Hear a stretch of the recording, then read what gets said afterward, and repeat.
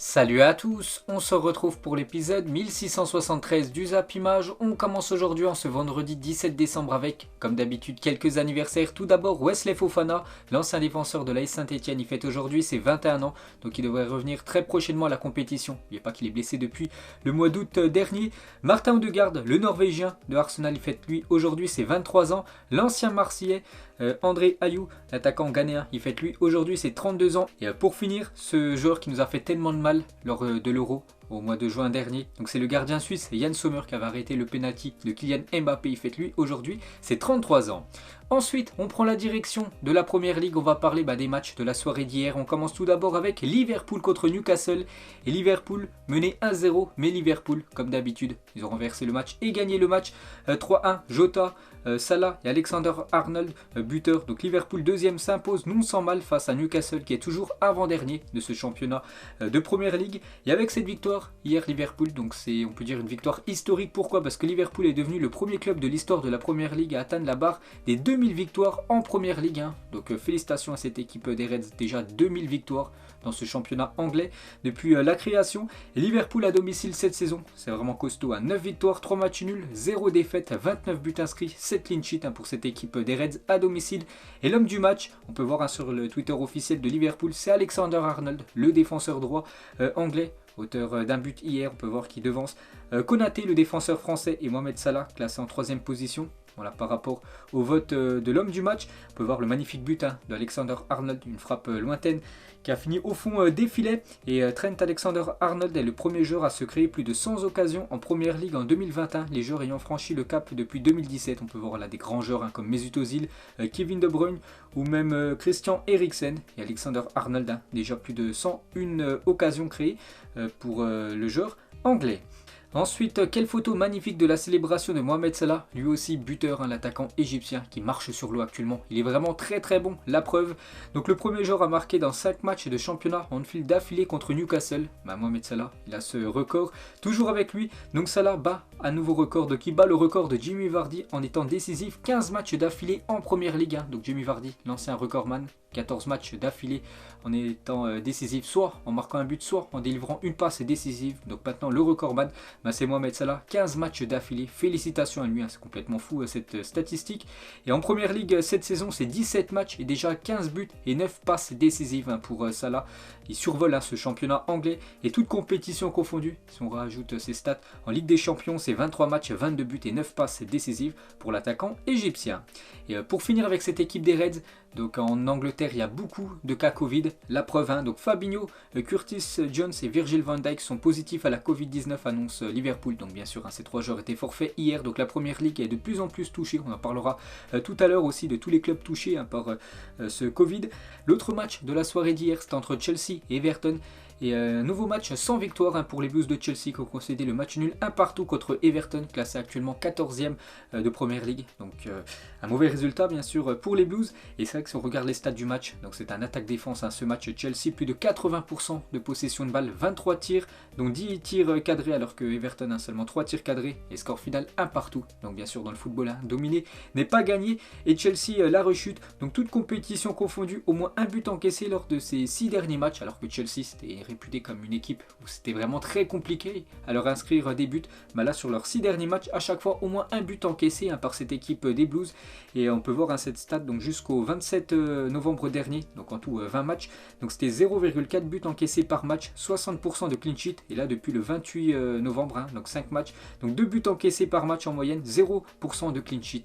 Donc elle encaisse pas mal de buts cette équipe des Blues. On revient sur le buteur du match hier, le jeune anglais Mason Mount. Moi c'est un joueur vraiment que j'adore les gars, je crois que c'est mon joueur que je préfère du côté du championnat anglais.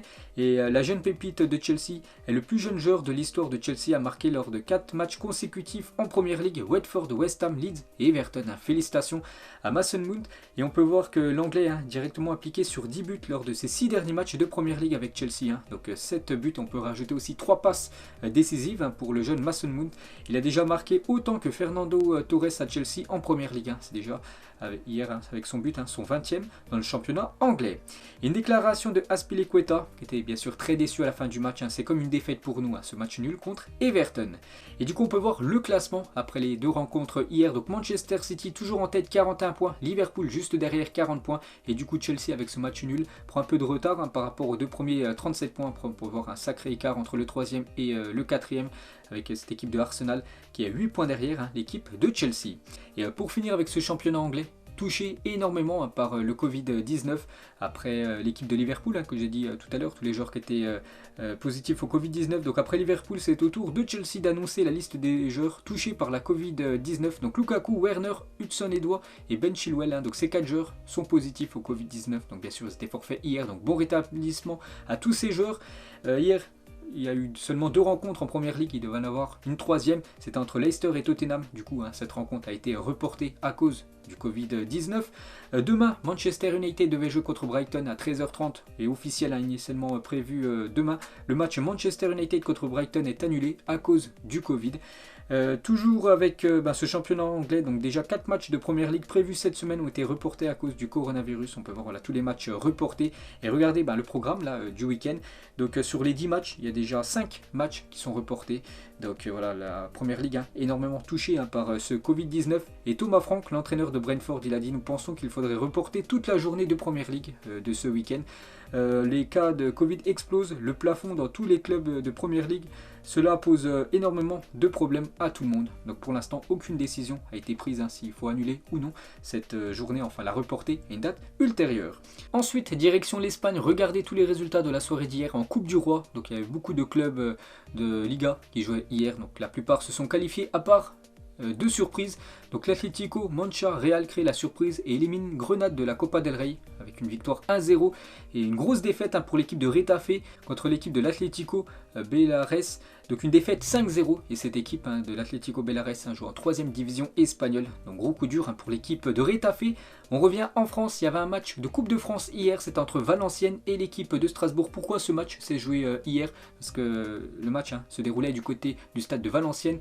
Et dimanche soir, il y a un autre match de Coupe de France, cette équipe de National 3 reçoit l'équipe du Paris Saint-Germain dans ce stade de Valenciennes. Donc c'est pour ça que ce match Valenciennes-Strasbourg s'est joué hier.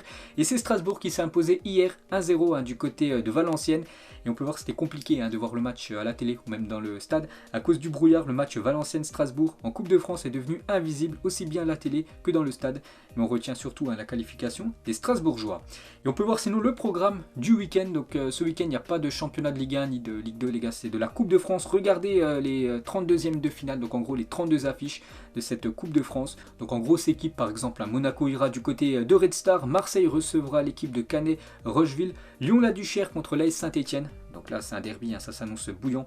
Et Féniez-Aulnoy, donc une équipe de National 3, recevra le Paris Saint-Germain dimanche soir à 21h10. Ensuite, un petit coup d'œil au programme du jour. Donc ce soir, le Bayern joue son dernier match pour cette année 2021. Donc le Bayern reçoit l'équipe de Wolfsburg et aussi le Celta contre l'équipe de l'Espagnol Barcelone en Espagne. Il y a aussi 2 matchs de Serie A. Ce soir, on va parler du Paris Saint-Germain féminin qui jouait son dernier match de poule hier soir. Donc c'était un match où elles se sont baladées vu qu'elles ont gagné 6-0 et le bilan du Paris Saint-Germain en phase de poule, 6 matchs, 6 victoires, 25 buts inscrits, 0 but encaissé. Donc bien sûr le Paris Saint-Germain termine en tête de son groupe devant l'équipe du Real Madrid, donc le PSG, Real Madrid qualifié pour la suite de la compétition. On peut voir l'autre groupe, donc le groupe A, donc Wolfsburg et la Juventus eux aussi qualifiés, donc Chelsea au même niveau, ils ont tous 11 points les 3 premiers, mais le problème c'est que Chelsea termine en 3e position, donc Chelsea est éliminé. N'oubliez pas que cette équipe de Chelsea avait été en finale la saison dernière de la Ligue des Champions, perdue contre l'équipe du FC Barcelone. Du coup on peut voir les 8 équipes qualifiées pour les quarts de finale de la Ligue des Champions féminine. Ensuite on va parler de l'équipe de France car hier soir c'était le tirage au sort de la Ligue des Nations que l'équipe de France a remporté il y a quelques semaines avec une victoire contre l'Espagne. Et du coup vraiment l'équipe de France ça sort très très bien. Pourquoi? Parce que l'équipe de France hérite du Danemark, la Croatie et l'Autriche. Donc voilà des équipes à la portée des Bleus. Donc normalement l'équipe de France pourrait une nouvelle fois terminer en tête et disputer de nouveau un Final Four. Parce que si on regarde un autre groupe, donc le groupe 3 dans la Ligue A de la Ligue des Nations, donc l'Italie avec l'Allemagne, l'Angleterre et la Hongrie. Donc un sacré groupe. On peut voir aussi les deux autres groupes composés de l'Espagne, Portugal, Suisse et République tchèque. Et le dernier groupe, la Belgique, les Pays-Bas, la Pologne et les Pays de Galles. Donc bien sûr l'équipe de France, je trouve que le groupe c'est le plus abordable bien sûr. Donc un groupe, on va pas dire facile, mais un groupe à la portée des Bleus. Donc n'oubliez pas que cette Ligue des Nations, donc les 4 groupes, donc les vainqueurs se retrouveront pour un Final Four. Et les demi-finales sont prévues les 14 et 15 juin 2023, donc dans plus d'un an et demi. Et la finale et la petite finale le 18 juin 2023. On peut voir aussi la Ligue B, donc les 4 groupes de cette Ligue B. On peut voir aussi les groupes de la Ligue C et les groupes de la Ligue D. Toujours avec les Bleus, quelques déclarations de Didier Deschamps, le sélectionneur de l'équipe de France. Il a dit: si je pouvais faire 10 ans de plus chez les Bleus, ça serait l'idéal. Je ne ressens pas d'usure comme sélectionneur. Donc en gros, il se plaît très bien du côté du poste de l'équipe de France et il pourrait, pourquoi pas, durer de nombreuses années du côté de l'équipe de France. N'oubliez pas qu'il a un contrat jusqu'à la Coupe du Monde 2022, l'année prochaine. Donc pour l'instant, Noël Le Graët ne veut pas prolonger déjà Didier Deschamps. Voilà, il verra bien sûr ce que ça va donner à la future Coupe du Monde. Et Deschamps, il a dit: je ne ressens pas d'usure comme sélectionneur. Si je pouvais avoir 10 ans de plus de ce que je vis aujourd'hui, ça serait l'idéal parce que c'est le très très haut niveau. C'est tout ce que j'aime. Donc il se plaît très bien au poste de sélectionneur de l'équipe de France, Deschamps. Ensuite, regardez la une du journal L'Équipe. Aujourd'hui, on peut voir que c'est Benjamin Pavard qui fait cette une. Peu de gens savent ce que j'ai vécu dans un entretien au journal L'Équipe. Le défenseur des Bleus qui dispute ce soir son 100e match avec le Bayern contre l'équipe de Wolfsburg parle de sa période difficile et la crise sanitaire. Il s'explique aussi sur ses performances controversées en équipe de France, voilà, souvent critiqué quand même du côté des Bleus. Benjamin Pavard, on revient cette fois-ci en France, on va parler du Paris Saint-Germain. Une bonne nouvelle concernant Sergio Ramos, parce que Ramos était de retour à l'entraînement collectif du PSG hier. Donc il pourrait peut-être être dans le groupe du Paris Saint-Germain dimanche pour ce match de Coupe de France. Il y avait lui et aussi Nuno Mendes qui a repris l'entraînement. Donc à voir bien sûr s'ils seront dans le groupe. Une nouvelle coupe de cheveux pour Presnel Kimpembe. Fini, on va dire, le fondu pour Kimpembe. Donc il nous a fait des dreads, le défenseur français. Une photo aussi de Kylian Mbappé tout souriant, l'attaquant du Paris Saint-Germain.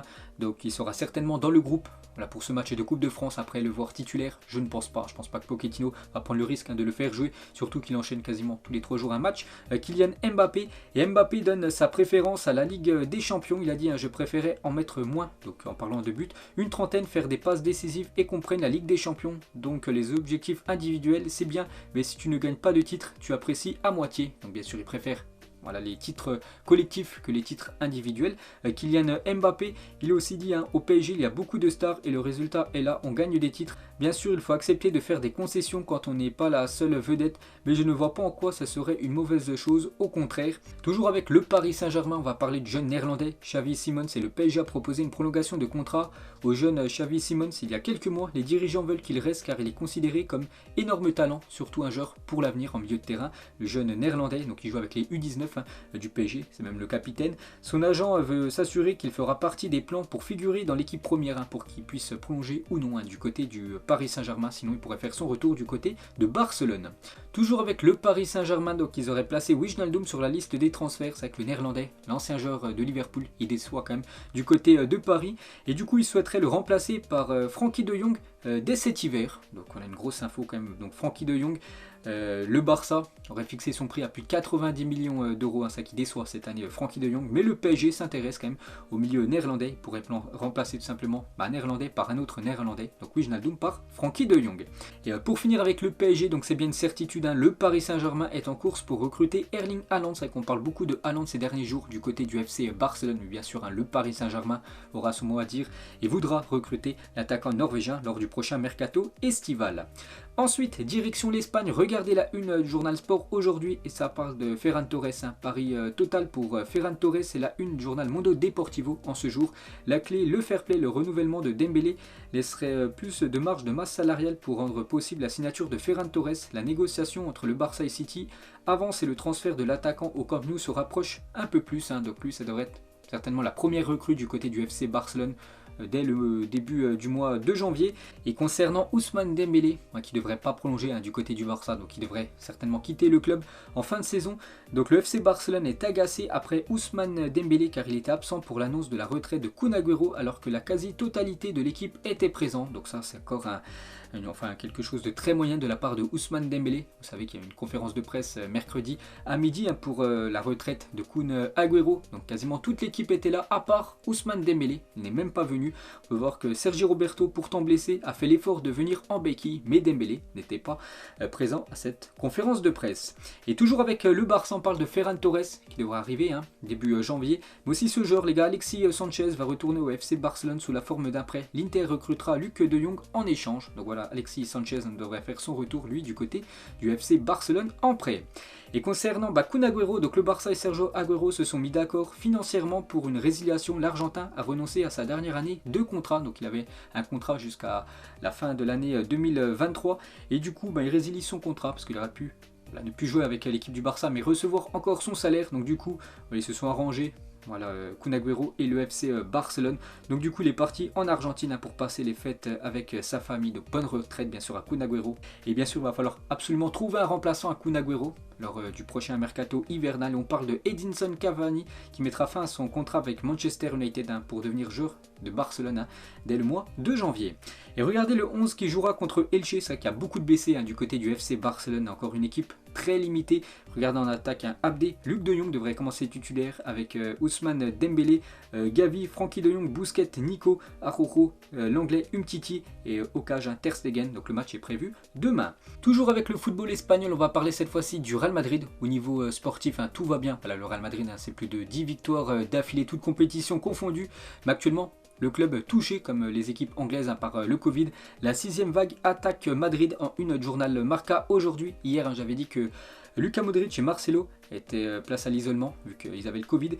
Et maintenant, on apprend que Marco Asensio, Rodrigo, Gareth Bale et le gardien Lunen et l'entraîneur adjoint Davide Ancelotti ont été testés positifs au Covid-19. Donc voilà, tous ces joueurs et personnes du staff sont testés positifs au Covid. Donc bien sûr, ils sont forfaits pour le match contre l'équipe de Cadix. Ça sera après-demain. Et la Liga ne reportera pas le match prévu dimanche entre le Real Madrid et Cadix. Selon les règles Covid, un club peut jouer dès qu'il dispose de 5 joueurs de son équipe première. Le reste de l'effectif peut être complété avec des joueurs du centre de formation. Donc voilà les gars, ce match ne sera pas reporté sur Real Madrid-Cadix, prévu dimanche soir. Et concernant Benzema, donc il n'a pas le Covid, Karim Benzema, mais souffre de problèmes aux ischio-jambiers depuis le derby. Il est probable que Jovic le remplacera dans le 11 de départ contre l'équipe de Cadix après-demain.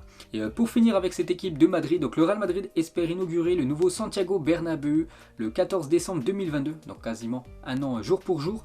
Ils estiment que les travaux intérieurs concernant la pelouse rétractable seront d'ici là terminés. Donc voilà, ce stade devrait être terminé normalement d'ici un an. Ensuite, on va parler de Robert Lewandowski ce soir, qui jouera son dernier match pour cette année 2021, est tout proche d'égaler et de battre le record de Cristiano Ronaldo, le record de CR7 en 2013 sur une année civile, donc de janvier à décembre. Club plus sélection, c'était 69 buts en 59 matchs. Et Lewandowski actuellement, il a 68 buts en 58 matchs. Donc en gros, s'il marque juste un but ce soir, il aura les mêmes stats que Cristiano Ronaldo en 2013. Donc on verra ce que ça va donner ce soir. La performance du Polonais contre Wolfsburg. Pour revenir sur Cristiano Ronaldo, donc la famille CR7 va s'agrandir d'un petit garçon et d'une petite fille. On savait que Cristiano Ronaldo et Georgina Rodriguez attendaient deux nouveaux enfants. Et du coup, on sait que ça sera un petit garçon et une petite fille, vu que Cristiano Ronaldo l'a dévoilé hier sur ses réseaux sociaux. On peut voir du bleu et du rose. Donc voilà, un garçon et une fille de nouveau pour CR7. On va parler cette fois-ci de Léo Messi. Et officiel, Lionel Messi remporte le prix Olympia des Oro, titre récompensant le meilleur athlète argentin de l'année. C'est la deuxième fois seulement qu'il remporte cette distinction. La première datait de 2011. Donc félicitations à Léo Messi, le meilleur athlète. Donc là, c'est tout sport confondu. Du côté de l'Argentine, c'est Messi qui remporte ce trophée, certainement grâce à la Copa América remportée l'été dernier. Toujours avec Léo Messi, vous savez que pas mal de footballeurs ont des marques de vêtements. Donc Cristiano, c'est la marque CR7. Et Messi, lui aussi, il a une marque de vêtements et il a sorti de nouveaux vêtements hier, donc le polo, voilà, sur le Messi Store, que vous pouvez retrouver bien sûr sur le site de Lionel Messi et la doudoune, la version Messi. Ensuite, regardez les nouvelles mesures en cas de joueur blessé par un projectile par rapport à ce qui s'est passé lors de l'Olympico. Donc maintenant, les bouteilles en plastique seront interdites dans les stades dès le 1er juillet prochain. Donc ce sera interdit de faire rentrer par exemple même une bouteille d'eau dans les stades En France, délai max de 30 minutes pour décider si le match reprend ou non. C'est vrai que lors de l'Olympico, on a attendu plus d'1 heure et demie pour savoir si le match allait reprendre ou non. Et le match sera définitivement arrêté si l'arbitre ou un joueur est blessé par un projectile. Donc voilà une nouvelle mesure bien sûr par rapport à ce qui s'est passé lors de l'Olympico. Et toujours avec cet Olympico, donc les incidents OLOM des Peter Bost qualifie Rudy Buquet de menteur, l'arbitre de la rencontre. L'arbitre a clairement dit qu'on allait reprendre le match quand aujourd'hui il dit qu'il ne l'a jamais dit, c'est un menteur. Donc voilà ce que dit le coach lyonnais. Et officiel les gars, Jean-Michel Aulas écope de 10 matchs de suspension, donc 5 avec sursis suite aux incidents lors de OLOM. Le président de Lyon est suspendu de banc de touche, de vestiaire d'arbitre et de toute fonction officielle lors des 5 prochains matchs fermes, plus 5 autres avec sursis. Donc il a dit je suis très déçu, je pense avoir apporté toutes les explications qui montraient qu'il ne pouvait pas y avoir d'intimidation vis-à-vis de l'arbitre. Franchement c'est la plus grande incompréhension, cette décision n'est pas juste par rapport à tous ces matchs de suspension pour Aulas. Il a aussi dit quand je vois que dans le même temps Sampoli menace l'arbitre et qu'un certain nombre de joueurs de Marseille interviennent aussi violemment dans les couloirs, ce qui d'ailleurs entre nous a entraîné le changement de position de l'arbitre. Donc voilà l'affaire de l'Olympico avec cette bouteille jetée surtout. Ce match qui a été arrêté, on en parle encore énormément. Et toujours avec Lyon, donc l'Olympique Lyonnais prolonge son contrat de naming avec Groupama. Le stade continuera donc de s'appeler le Groupama Stadium au moins jusqu'en 2025. Ensuite, une déclaration de Marcelo Bielsa par rapport au 7-0 pris par Leeds United il y a quelques jours contre Manchester City. Je vais continuer à me battre jusqu'à la fin de la saison, qui a la garantie qu'il ne peut pas être limogé. Vous pensez que je suis fier au point de penser que je ne peux pas l'être? Vous pensez qu'après avoir perdu 7-0, je n'y pense pas bien sûr, il sait qu'il est sur la sellette, c'est que Leeds United actuellement très mal classé en première ligue. Et toujours avec ce championnat anglais, lors du match entre Crystal Palace et Southampton, donc le milieu Ward Prowse a marqué un nouveau coup franc, ça qui tire très bien les coups francs, la preuve, donc les meilleurs buteurs sur coup franc dans l'histoire de la première ligue. Actuellement il est classé à la 4e position derrière le recordman David Beckham 18, Zola un italien 12, Thierry Henry 12 et Warren Bros actuellement 11 coups francs directs marqués, donc félicitations à lui. Ensuite regardez ce footballeur, comment il s'appelle, Venegor of Ezenik. Donc c'était très compliqué bien sûr pour mettre son nom entier derrière le maillot. Donc voilà, c'est un ancien joueur par exemple de Hull City en Angleterre. Une déclaration de Fernando Torres: quand j'étais petit, il y avait 24 élèves dans ma classe, 23 supportaient le Real Madrid, mais moi je supportais l'Atlético, bien sûr. L'enfant de cette équipe de l'Atlético, Fernando Torres, légende totale dans ce club. Ensuite, la lanterne rouge de Serie A, Salernitana est à la recherche de repreneurs. La Ligue a fixé un délai de 2 semaines avant d'envisager une exclusion de la première division. Donc ce soir par exemple, Salernitana reçoit l'équipe de l'Inter. Donc ils sont bons derniers du championnat et pourraient même ne même pas terminer ce championnat de Serie A parce qu'actuellement ils ont de gros problèmes financiers.